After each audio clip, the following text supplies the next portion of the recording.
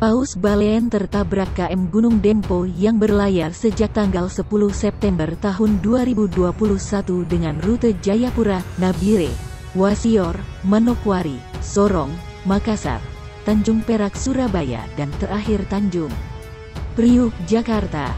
KM Gunung Dempo menabrak paus tersebut dalam perjalanannya dari Nabire, Papua ke Wasior, Papua Barat. Setelah tertabrak, paus tersebut kemudian tersangkut hingga terbawa ke pelabuhan Manokwari. Kejadian yang berlangsung malam hari baru diketahui pada Minggu tanggal 12 September tahun 2021 pukul 8.30 waktu setempat, seperti dikutip dari laman KEKP.go.id.